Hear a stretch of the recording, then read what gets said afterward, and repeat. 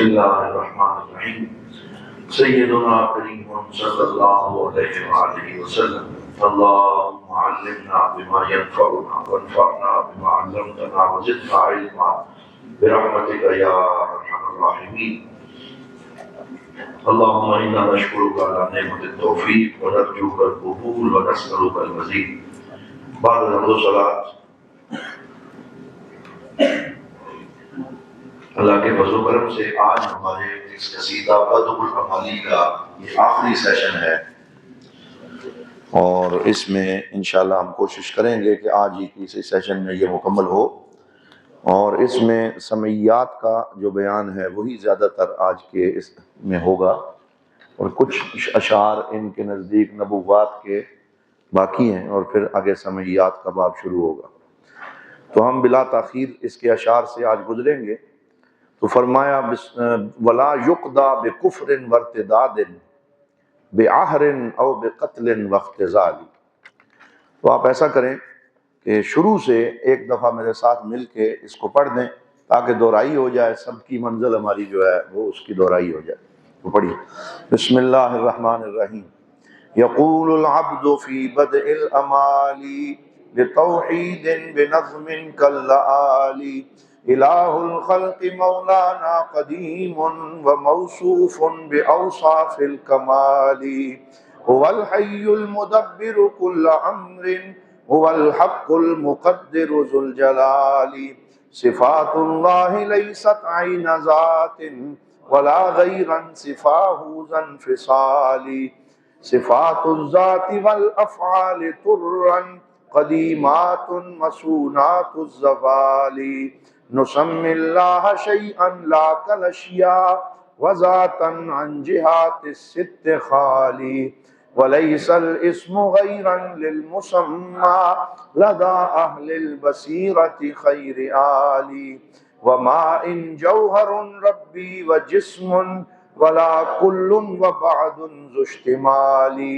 وما القرآن مخلوقا تعالى كلام الرب من جنس المقال ورب العرش فوق العرش لكن بلا وصف التمكن واتصال وما التشبيه للرحمن وجها فصنعا ذاك أصناف الأهالي ولا يمضي على الديان وقت وأحوال وأزمان بحال ومستغن إلهي عن نساء وأولاد إناث أو رجال كذا عن كل ذي عون ونصر تفرد ذو الجلال والمعالي يميت الخلق طرا ثم يحيي فيجزيهم على وفق الخصال لأهل الخير جنات ونعما وللكفار إدراك النكال يراه المؤمنون بغير كيف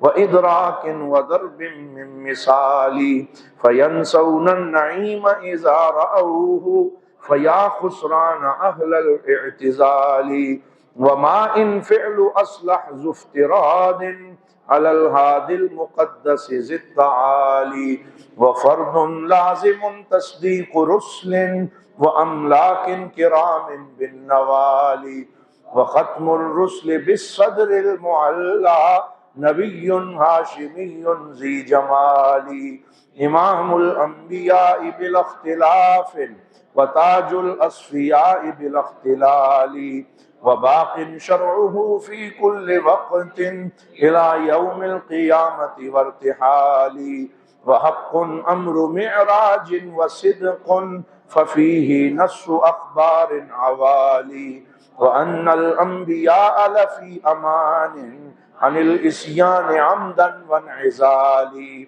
وما كانت نبي قط انثى ولا عبد وشخص ذو افتعال وذو القرنين لم يعرف نبيا وكذا لقمان فاحذر عن جدال وعيسى سوف يأتي ثم يطوي لدجال شقي ذي خبال کرامات الولی بدار دنیا لہا کون فہم اہل النوالی لم يبلغ ولی قط دہرا نبيا أو رسولا في انتحال ضيق رجحان جلي على الأصحاب من غير احتمال وللفاروق رجحان وفضل على عثمان ذي النورين عالي وذي النورين حقا كان خيرا من الكرار في صف القتال وللكرار فضل بعد هذا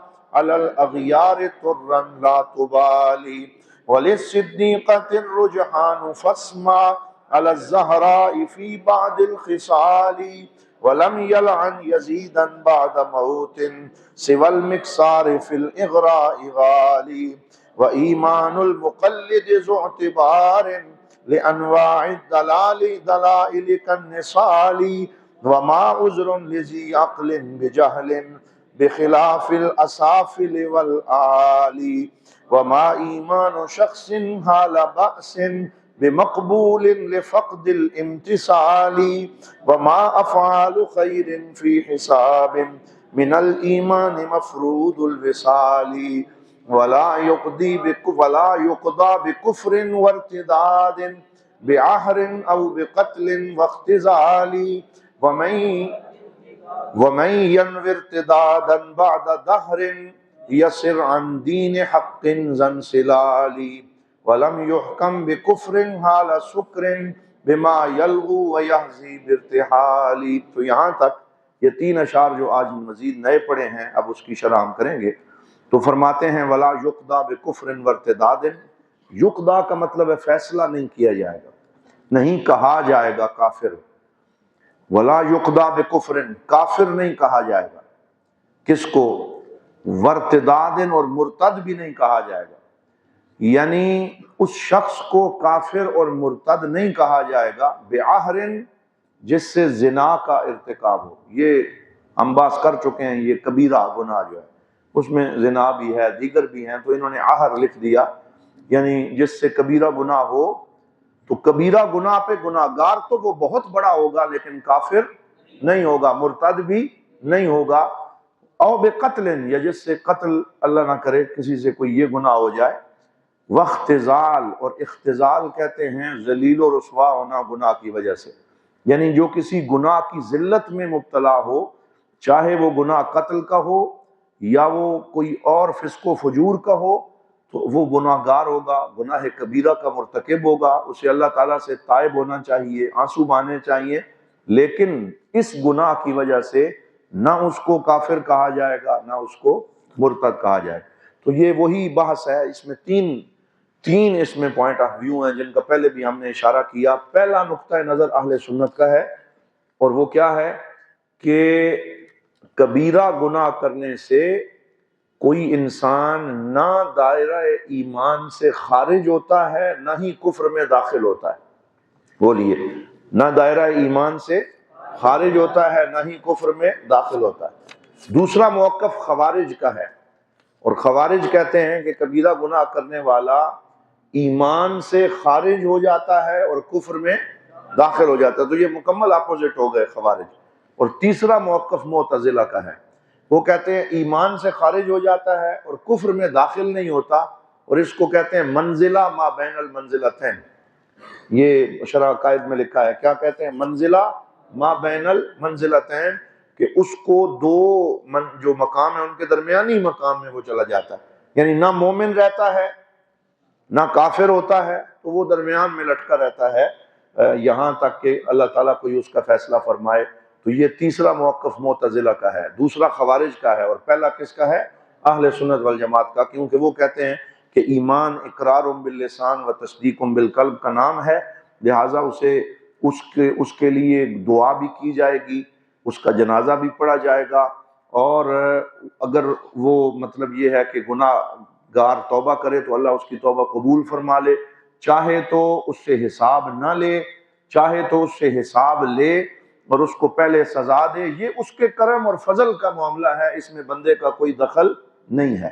پھر فرمایا وَمَن يَنْوِ ارْتِدَادًا بَعْدَ دَهْرٍ، کہ جو آدمی پہلے مسلمان ہو، ینوے سے مراد ہے کہ وہ نیت کرے ارتداداً مرتد ہو جانے کی، نعوذ باللہ. یعنی ابھی مرتد نہ ہو، صرف مرتد ہونے کی نیت کرے، کیونکہ نیت پہ اعمال کا دار و مدار ہوتا ہے۔ بعد دہر سے مراد ہے مسلمان ہونے کے کچھ زمانے کے بعد جو مرتد ہونے کی نیت کرے، اسلام سے پھرنے کی نیت کرے، یسر عن دین حق زن سلال، یسر ہو جائے گا عن دین حق، حق والے دین سے، ذا انسلالی پھسلنے والا۔ تو پھسلنے والے سے مراد یہ ہے کہ وہ دین سے پھر جائے گا، وہ مسلمان نہیں رہے گا۔ تو جو مرتد ہونے کی نیت بھی کرے گا وہ بھی مسلمان نہیں رہے گا۔ ایک تو ہے مرتد ہونا اور ایک ہے جو نیت کرتا ہے کہ میں، تو جو اس طرح کی نیت بھی کرتا ہے تو اس کا ایمان بھی چلا جاتا ہے اور وہ بھی ایمان سے پھسل جاتا ہے، کیونکہ ایمان جو ہے وہ تصدیق قلبی کا نام بھی ہے، اقرار باللسان کا نام بھی ہے۔ تو جب اس نے دل سے نیت کر لی، اگرچہ زبان سے اقرار نہ بھی کیا، تو وہ دین سے پھسل جائے گا۔ لہٰذا ارتداد کا حکم بڑا شدید ہے، اس لیے یہاں اس کو اس طرح بیان فرما دی۔ وَمَن يَنْوِ ارتدادا بعد دہر یسر عن دین حق زن سلال وَلَمْ يُحْكَمْ بِكُفْرٍ حال سکر۔ یہ تیسرا مسئلہ ہے، اور وہ یہ ہے کہ ایک انسان نشے کی حالت میں کفریہ ہذیان بکتا ہے۔ یہ بعض لوگوں کو یہ مسئلہ بھی ہو جاتا ہے، اور اللہ تعالیٰ اس سے سب کو بخشے اور معاف فرمائے۔ یہ بھی بہت بڑا امتحان ہے کہ اس نے پہلا گناہ تو یہ کیا کہ شراب پی لی، یہ بہت بڑا گناہ ہے۔ اور آپ کو پتہ ہے کہ یہ شب برات ہو گئی یا جو معافی والی راتیں ہیں، حضور صلی اللہ علیہ وسلم نے فرمایا کہ ان راتوں میں سب کی بخشش ہو جاتی ہے، لیکن مدمن خمر کی بخشش نہیں ہوتی، یعنی جو شراب کا عادی ہوتا ہے۔ اور کس کی نہیں ہوتی؟ والدین کے نافرمان کی نہیں بخشش ہوتی، قاتل کی بخشش ان راتوں میں بھی نہیں ہوتی۔ تو اس کا بڑا وبال بیان کیا، اور ایک حدیث میں ہے چغل خور کا نام جو ہے وہ بھی اس میں شامل کیا گیا ہے۔ بہرحال یہ سارے بڑے سخت قسم کے گناہ ہیں۔ تو لیکن اگر کوئی آدمی نشے میں ہے تو نشے میں اس کی عقل سلب ہو گئی ہے اور اس نے کوئی کفریہ کلمات نشے میں کہہ دیے ہیں، وَلَمْ يُحْكَمْ بِكُفْرٍ، تو پھر بھی اگرچہ اس پہ تعزیر لگے گی، اور وہ تعزیر حاکم اور قاضی یہ وقت لگاتا ہے، اس کو کوڑے مارے جاتے ہیں، اس پہ تعزیر لگتی ہے، اس کو سزا ملتی ہے، لیکن نشے کی حالت میں اگر کوئی بات اس نے کفریہ کر دی تو اس سے وہ کافر نہیں ہوگا۔ وَلَمْ يُحْكَمْ بِكُفْرٍ حَالَ سُكْرٍ بِمَا يَلْغُو، یلغو کہتے ہیں لغو بات کرنا، اور یحزی کا مطلب ہے ہزیان بکنا، اور ہزیان اول فول باتیں، غلط باتیں کر دینا۔ بے ارتحالی، تو یہ حکم نہیں لگائیں گے کہ وہ ارتحال کر گیا، یعنی ایمان سے کفر کی طرف چلا گیا ہے، اسے ارتحال کہتے ہیں۔ ارتحال ایک حالت سے دوسری حالت میں چلا جانا، تو اس پہ یہ حکم کفر والا نہیں لگے گا، کیونکہ یہ حضور صلی اللہ علیہ وسلم کی ایک حدیث پاک ہے کہ سرکار دو عالم صلی اللہ علیہ وسلم نے ارشاد فرمایا کہ 3 چیزیں ایسی ہیں جن میں مذاق بھی سنجیدگی ہے اور سنجیدگی بھی سنجیدگی ہے۔ ثلاثن جدہن جد و ہزلہن جد، 3 چیزیں ایسی ہیں جن میں سنجیدگی بھی سنجیدگی ہے اور مذاق بھی سنجیدگی ہے۔ تو فرمایا الطلاق والعتاق والنکاح، کہ ایک طلاق، دوسرا کیا ہے؟ اطلاق کہتے ہیں طلاق دینا۔ کوئی آدمی کہتے ہیں جی میں مذاق کر رہا تھا، اس میں کوئی مذاق نہیں، تو وہ اس میں بھی ہو جائے گی۔ ایک آدمی غلام آزاد کرے اور کہنے جی میں تو مذاق کر رہا تھا، وہ ہو جائے گا۔ اور تیسری چیز نکاح کا ایجاب و قبول ہے، یہ اگر اس نے مذاق میں بھی کیا تو پھر بھی وہ اس میں پھنس جائے گا۔ یہ پچھلے ہفتے بلکہ پچھلے کچھ مہینے میں میڈیا پہ ایک مسئلہ مشہور ہو گیا تھا کہ یہ تو چلیں کوئی اس میں مذاق کی بات نہیں ہے، تو وہ پھر بھی نکاح منعقد ہو جائے گا۔ تو کیا جو ڈراموں کے اندر جو ہے یہ کر رہے ہوتے ہیں نکاح کی ایکٹنگ، تو کیا وہ بھی شادیاں واقع ہو جاتی ہیں؟ تو اس پہ پھر جو علماء ہیں بہت سے انہوں نے فتویٰ بھی دیا کہ وہ اس زمرے میں نہیں آتا جس کو مذاق یا سنجیدگی کہا جائے۔ وہ نہ مذاق ہے نہ سنجیدگی ہے، بلکہ وہ تمثیل ہے، اور تمثیل ایک صورت پیش کرنے کو کہتے ہیں۔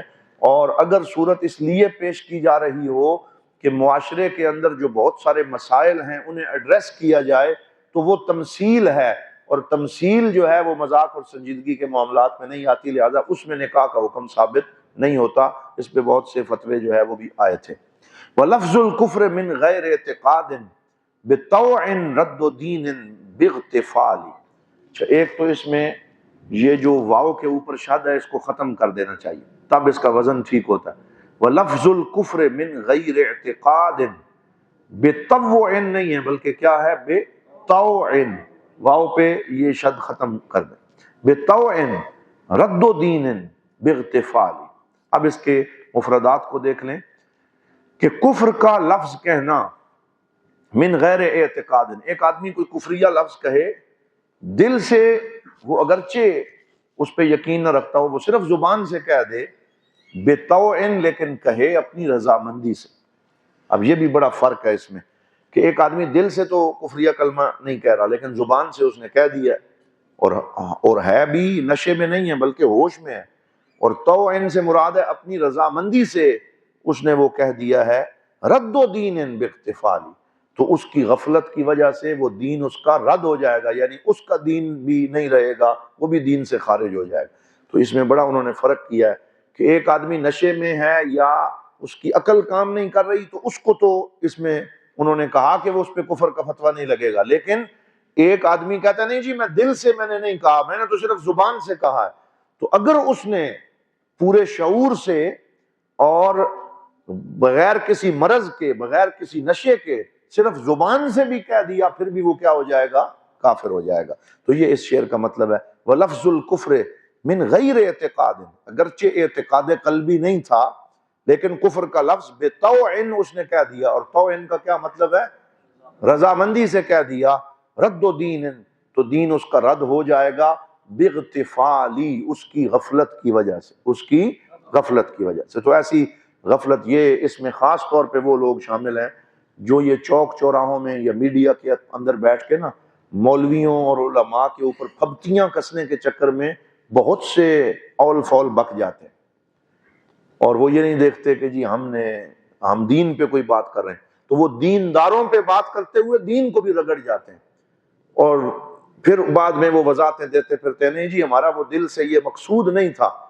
تو اس کے لیے قرآن میں واضح احکامات آئے ہیں، 2-3 آیتیں قرآن کی ایسی ہیں کہ وَإِذَا رَأَيْتَ الَّذِينَ يَخُوضُونَ فِي آيَاتِنَا، یہ اس کو اگر کوئی حافظ قرآن پوری پڑھیں، وَإِذَا رَأَيْتَ الَّذِينَ يَخُوضُونَ فِي آيَاتِنَا فَلَا تَقْعُدْ مَعَهُمْ حَتَّى يَخُوضُوا فِي حَدِيثٍ غَيْرِهِ، کہ جب آپ دیکھیں کہ کچھ لوگ ہماری نشانیوں کے بارے میں خاض یخوض کا مطلب ہے کہ وہ اس میں بحث مباحثہ کر رہے ہیں اور غلط گفتگو کر رہے ہیں، فلا تقعد معهم، تو آپ ان کے ساتھ نہ بیٹھیں، حتی یخوضوا فی حدیث غیرہ، جب تک کہ وہ ٹاپک چینج نہ کر لیں۔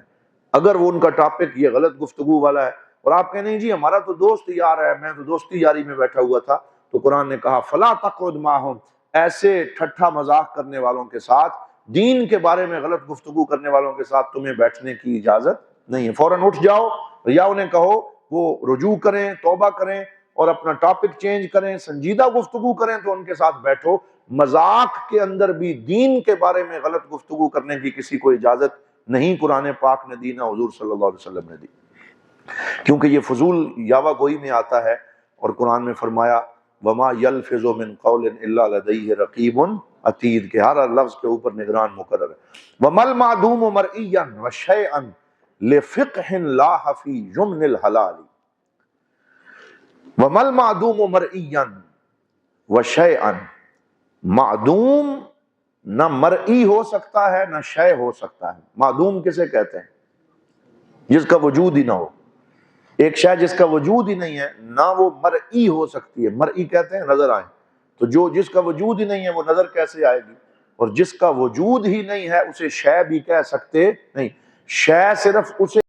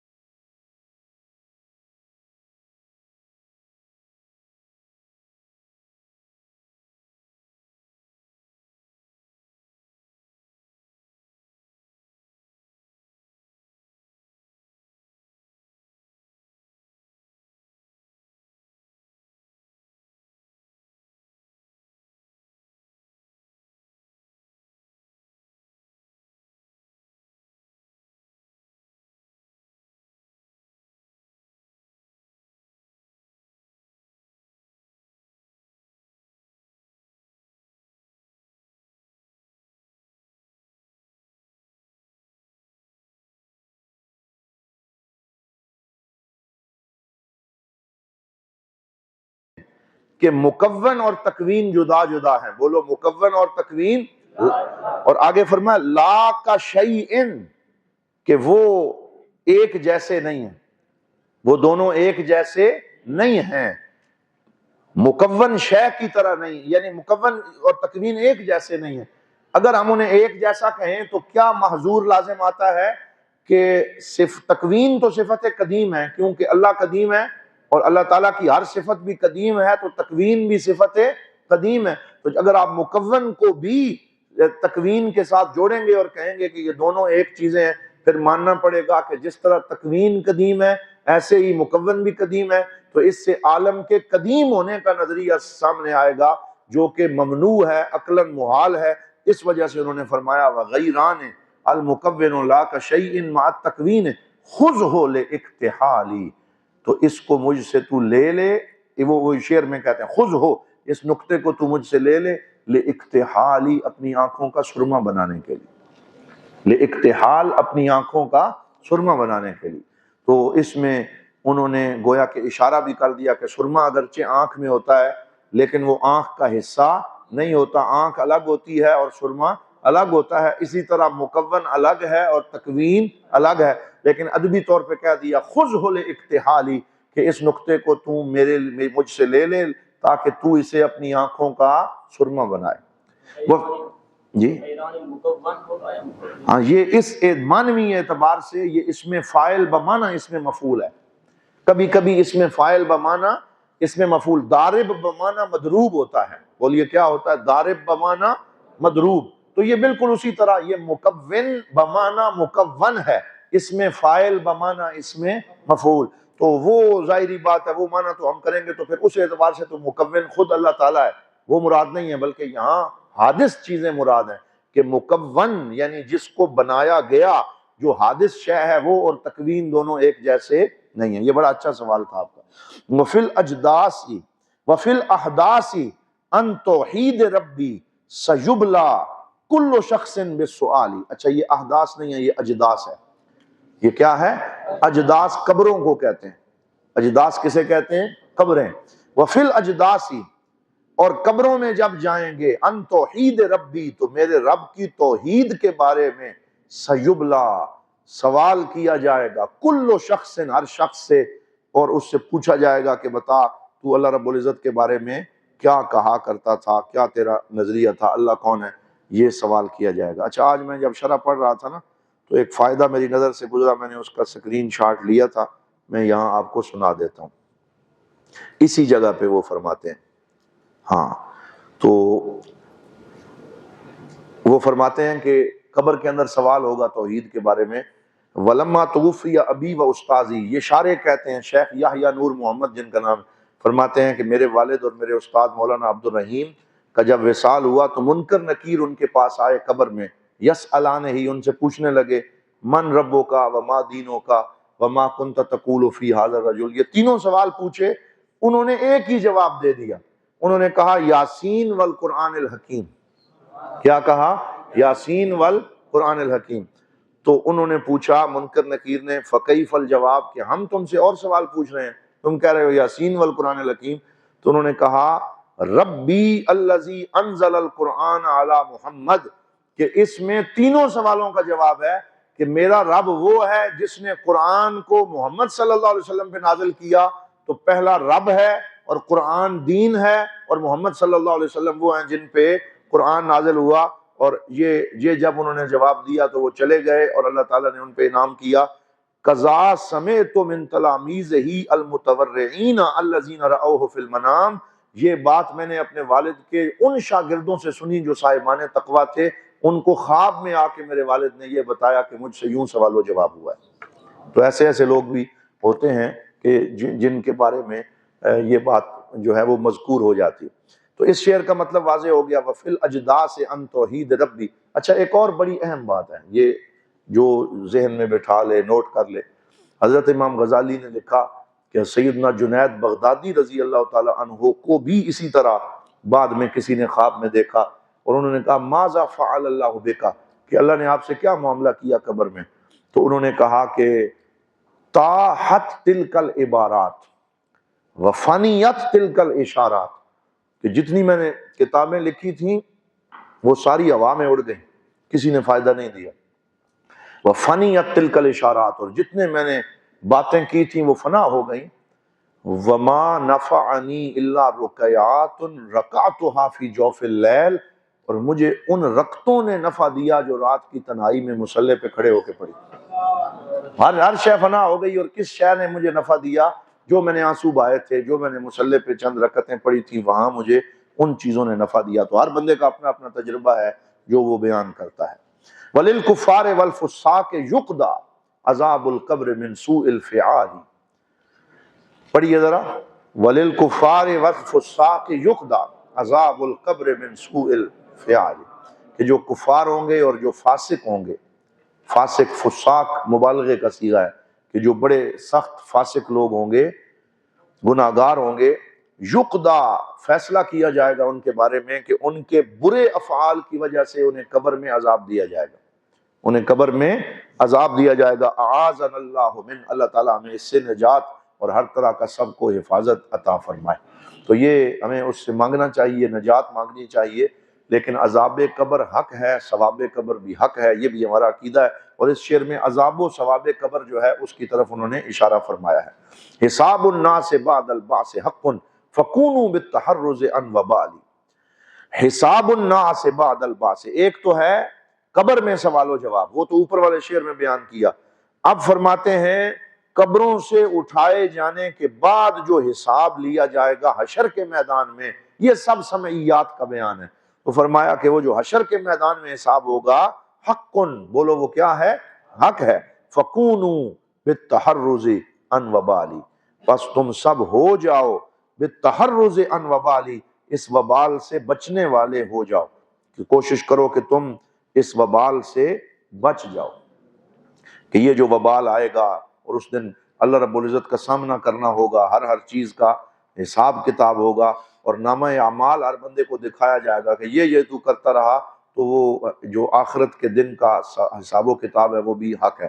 اچھا، اس میں پھر قرآن میں لکھا ہوا ہے نا کہ کسی کو دائیں ہاتھ میں کتاب ملے گی اور کسی کو بائیں ہاتھ میں کتاب ملے گی، بہت ساری آیات میں ہے۔ تو اگلے شعر میں اس جانب اشارہ کیا، وَيُعْطَى الْكُتُبُ بَعْدًا نَحْوُ يُمْنَى وَبَعْدًا نَحْوُ ظَهْرٍ وَالشِّمَالِ، کہ کچھ لوگوں کو ان کی کتاب اور ان کا نامہ اعمال دائیں طرف سے دیا جائے گا، نحو یمنا دائیں طرف سے، اور جو باقی لوگ ہیں ان کو کچھ ایسے ہوں گے جن کو ان کی پشت کی طرف سے، ظہر پشت کو کہتے ہیں، پشت سے، وشمالی، اور کچھ کو بائیں جانب سے۔ تو کچھ اصحاب الیمین ہوں گے اور کچھ اصحاب الشمال ہوں گے، اور سورہ واقعہ میں ان کا ذکر کیا وَأَصْحَابُ الْيَمِينَ ما اصحاب الیمین، اور پھر فرمایا وَأَصْحَابُ الشِّمَالِ ما اصحاب الشمال، تو وہ ان کا وہاں پہ ذکر ہوا ہے۔ اور کہیں فرمایا سلۃ من الاولین وسلۃ من الآخرین، اور کہیں فرمایا سلۃ من الاولین وقلیل من الآخرین، اور اس طریقے سے وہاں پہ ان کا ذکر کیا گیا۔ تو یہ ایک جگہ پہ فرمایا وَأَمَّا مَنْ أُوتِيَ كِتَابَهُ بِيَمِينِهِ فَسَوْفَ يُحَاسَبُ حِسَابًا يَسِيرًا وَأَمَّا مَنْ أُوتِيَ كِتَابَهُ وَرَاءَ ظَهْرِهِ فَسَوْفَ يَدْعُو ثُبُورًا وَيَصْلَىٰ سَعِيرًا، اور اسی طرح ایک جگہ پہ فرمایا فَأَمَّا مَنْ أُوتِيَ كِتَابَهُ بِشِمَالِهِ، ہاں فَأَمَّا مَنْ أُوتِيَ كِتَابَهُ بِيَمِينِهِ فَيَقُولُ هَاؤُمُ اقْرَءُوا كِتَابِيَهْ إِنِّي ظَنَنْتُ أَنِّي مُلَاقٍ حِسَابِيَهْ فَهُوَ فِي عِيشَةٍ رَاضِيَةٍ وَأَمَّا مَنْ أُوتِيَ كِتَابَهُ بِشِمَالِهِ فَيَقُولُ يَا لَيْتَنِي لَمْ أُؤْتَ كِتَابِيَهْ وَلَمْ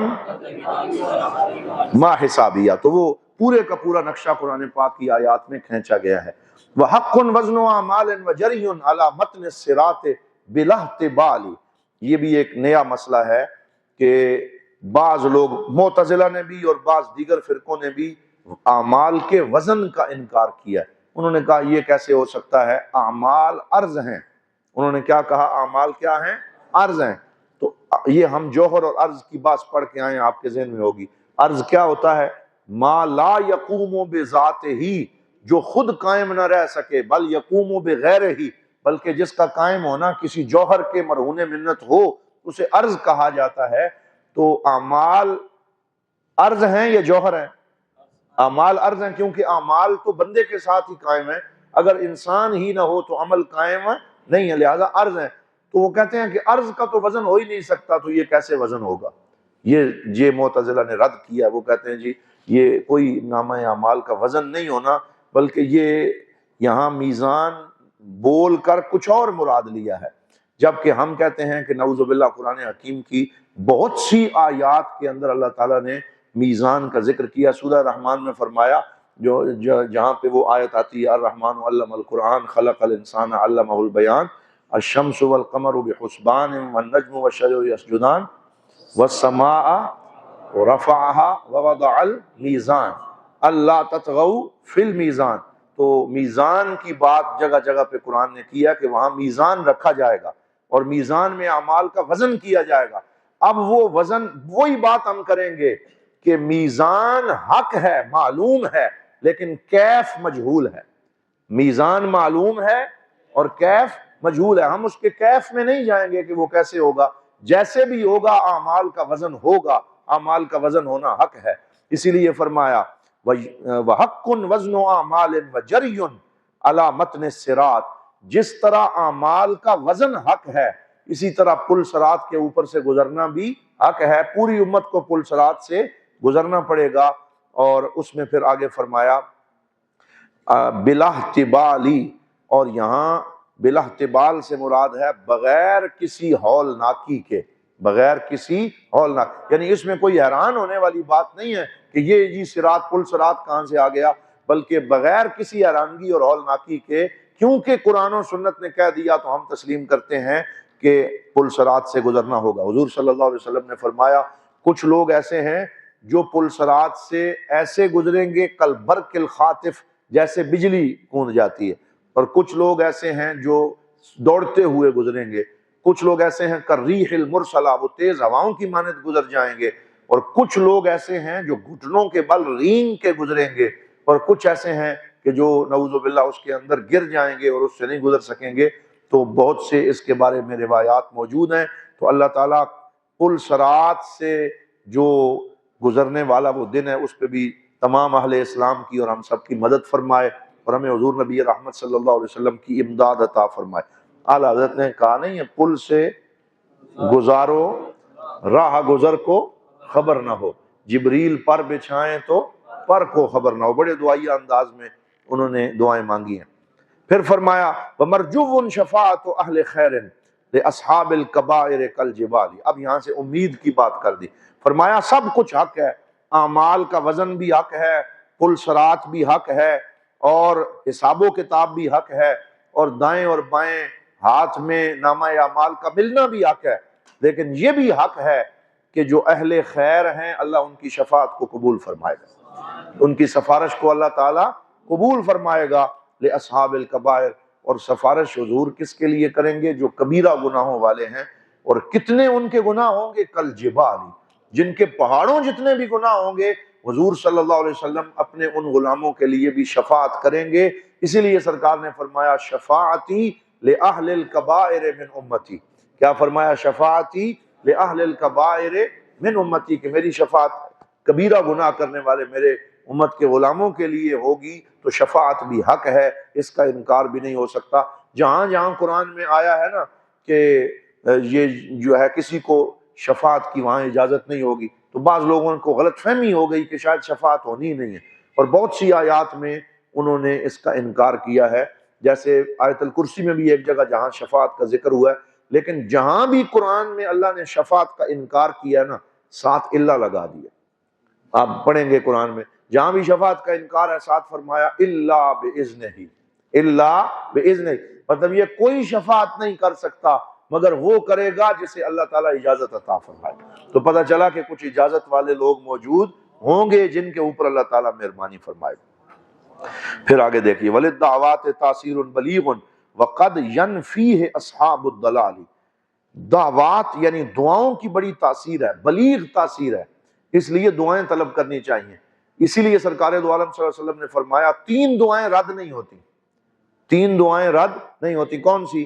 ایک والد کی اپنے بچے کے حق میں دعا رد نہیں ہوتی، دوسری مسافر کی دعا رد نہیں ہوتی، اور تیسری فرمایا وہ جو بہت اضطراب کے اندر ہو، بہت زیادہ جو ڈر اور خوف کے اندر ہو، خشوع و خضوع والا، اس کی دعا بھی رد نہیں ہوتی۔ حضور صلی اللہ علیہ وسلم کی احادیث کا مفہوم ہے۔ تو یہاں یہ فرماتے ہیں وَلِلدَّعْوَاتِ تَأْثِيرٌ بَلِيغٌ، دعاؤں کی بڑی تاثیر ہے۔ وَقَدْ يَنْفِيهِ أَصْحَابُ الضَّلَالِ، اور کچھ گمراہ لوگ ایسے ہیں جو دعاؤں کی تاثیر کا انکار کرتے ہیں۔ ہم ان جو گمراہ لوگ ہیں ان سے برات کا اظہار کرتے ہیں، اور ہم اس بات کو مانتے ہیں کہ دعا بہت ضروری ہے۔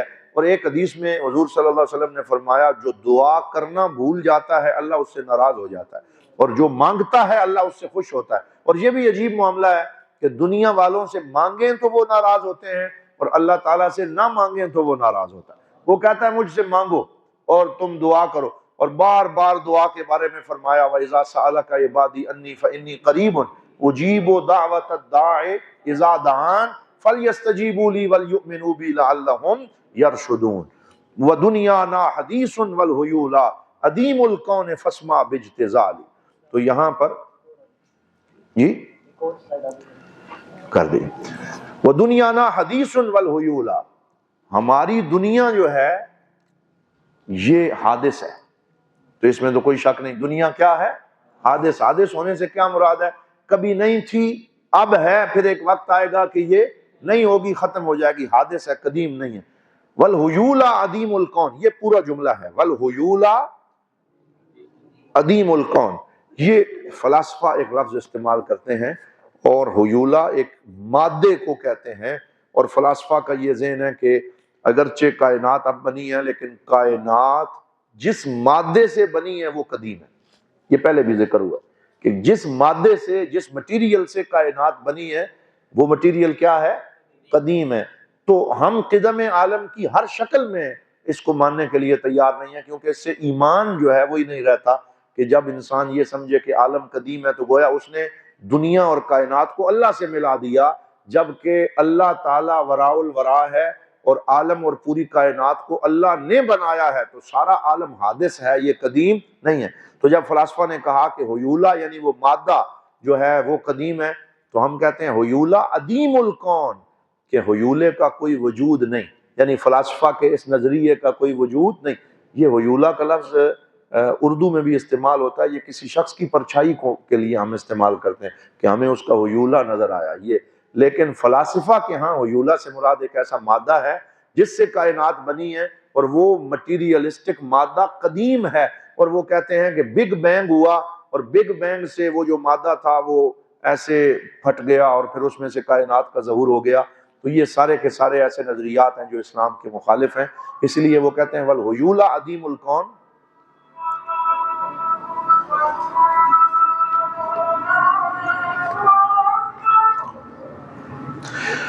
فسمع باجتزالی، اجتزال خوشی کو کہتے ہیں کہ تم فرحت محسوس کرتے ہوئے اس کو سنو۔ تو فرحت کس بات میں محسوس کرو؟ کہ میں فلاسفہ کا رد کر رہا ہوں، تو اس بات میں تم خوشی محسوس کرو کہ میں فلسفیوں کا رد کر رہا ہوں۔ فسمع باجتزالی وللجنات والنیران کون علیہا مر احوال خوالی، کہ جنت اور دوزخ، توجہ رکھیں، جنت اور دوزخ، جنات اور نیران، دوزخ اور جنات۔ تو جنت ایک تو نہیں ہے، جنتیں ہیں۔ حضور نے فرمایا اللہ کی 8 سے زیادہ جنتیں ہیں، اسی لیے حشت بہشت کا لفظ بھی استعمال ہوتا ہے چشتیہ کے یہاں۔ تو جنتیں بہت سی ہیں، فرمایا سب سے بلند جنت جنت الفردوس ہے، پھر اور بھی جنتیں ہیں اللہ کی جنت، اس لیے انہوں نے جنات کا لفظ استعمال کیا۔ وَلِلْجَنَّاتِ وَالنِّيرَانِ کون، کون سے مراد ہے ثابتن، کہ جنت اور دوزخ اللہ نے پیدا فرما دی ہے، وہ موجود ہے، اس وقت بھی موجود ہے، اور کب سے ہے؟